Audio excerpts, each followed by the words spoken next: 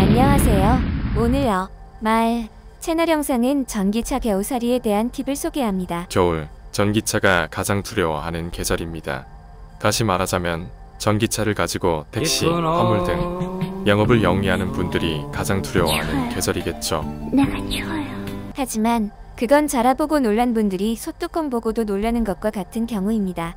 결코 두려워할 일이 아니란 말씀을 드리고 싶네요. 오늘 소개되는 영상을 꼼꼼히 함께 살펴보다 보면 스스로 자구책이 아닌 자구책이 머릿속에 떠오르게 될 겁니다. 중요한 건 전기차로 영업하는 분들의 고민은 사실 그분들의 책임이 아니라는 겁니다.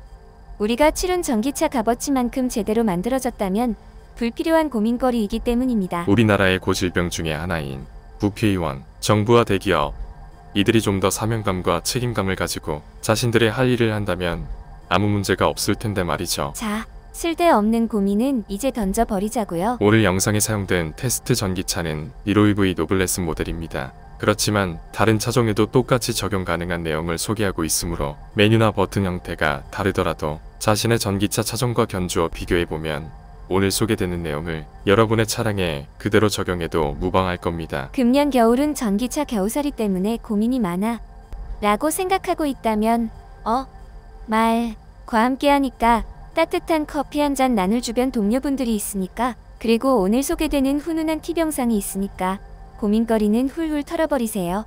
전기차 차량 곳곳이 단열의 빈틈과 방열이 필요한 요소가 많지요.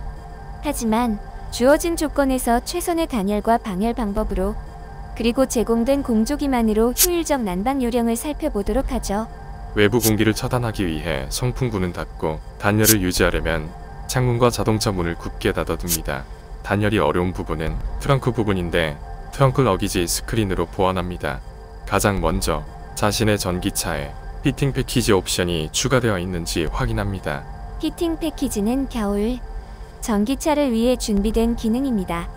UVO 화면 자막에서도 친절하게 소개하고 있듯이 추위에 떨고 있는 배터리를 따뜻하게, 그리고 냉각된 배터리의 급속 충전 효율을 향상시키기 위해서도 필요한 것이죠. 자, 이제부터 공조기를 효과적으로 운용하는 요령을 소개합니다. 전기차 시동이 켜지면 클라이메이트, 즉 공조 메뉴를 유보 화면에 띄우는 버튼을 누릅니다. 유보 화면에 공조 메뉴가 나타나면 스마트폰을 사용하듯 화면을 터치하거나 차량 중앙에 제공된 공조 버튼을 이용해 기본적인 설정을 시작합니다. 히트, 즉 열선 가동 버튼을 누르고 오른쪽 핸 다이얼을 왼쪽 혹은 오른쪽으로 돌려 공조핸을 가동시킵니다. 왼쪽 다이얼은 공조기를 자동 혹은 수동으로 전환시키거나 온도를 설정하기 위해 사용됩니다. 왼쪽 다이얼 중앙을 누르는 동작만으로 자동, 수동을 전환시킬 수 있습니다. 다이얼을 좌우로 돌리게 되면 온도를 낮추거나 높일 수 있습니다. 자, 유보 화면을 보세요. 왼쪽은 온도가, 오른쪽은 바람의 세기가, 그리고 중앙에는 바람의 방향과 냉방 유무가 표시됩니다.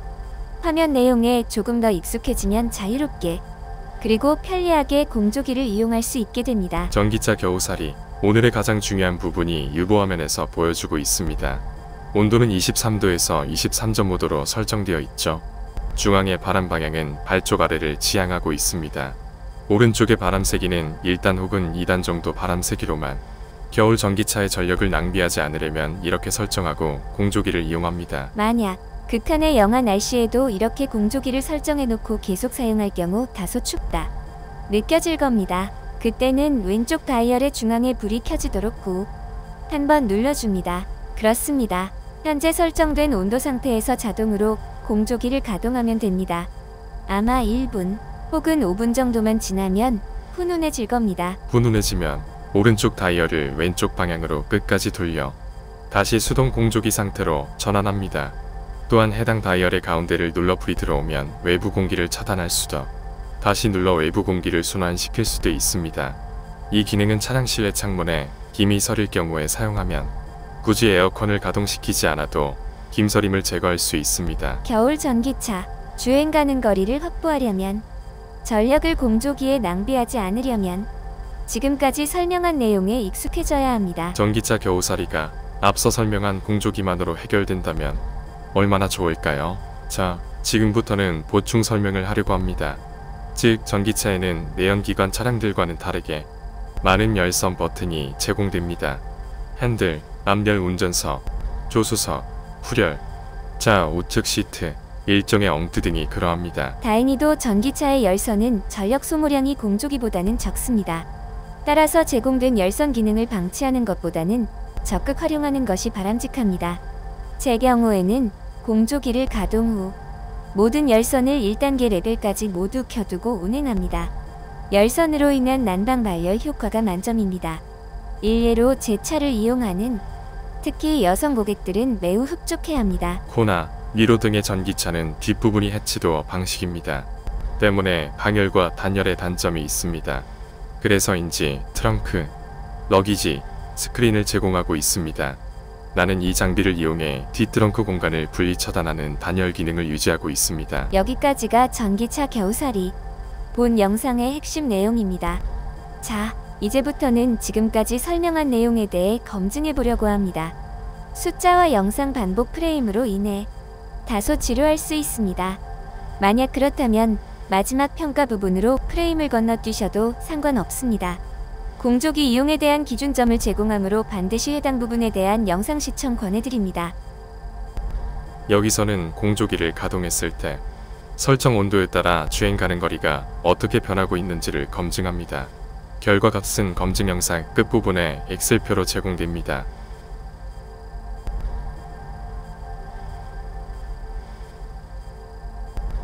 검증 결과 겨울철 공조기 온도는 23도에서 24~5도 사이에서 가장 적당한 주행 가는 거리를 확보해주고 있는 것으로 보여집니다. 다음 검증 영상의 결과를 함께 평가하여 겨울 공조기 기준점을 마련하여 여러분께 제공코자 합니다. 이번 검증 영상은 설정 온도에 따라 전력 소모량이 어떻게 달라지는지를 검증하게 됩니다. 사용된 도구는 전기차 2부 메뉴의 전력 소모량 값을 가지고 비교 평가해 봅니다. 이 또한 앞서 검증한 결과와 마찬가지로 엑셀표로 제공됩니다. 전력 소모량 검증 결과 23도에서 24도 사이에서 가장 유의미한 값을 보여주고 있네요. 여기서도 공조기 온도를 높게 설정할수록 그리고 공조판 레벨을 높게 할수록 전력 소모량은 매우 오르고 있습니다. 표를 자세히 보려면 영상을 우선 멈춤하고 보면 됩니다.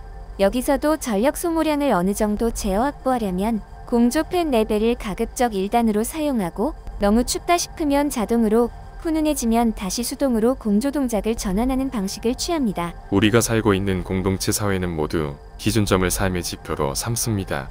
일례로 길이를 잴 때는 센티미터, 미터, 킬로미터 등 미터법이 기준이 되지요. 춥다, 덥다 말할 때는 체온이 기준점이 됩니다.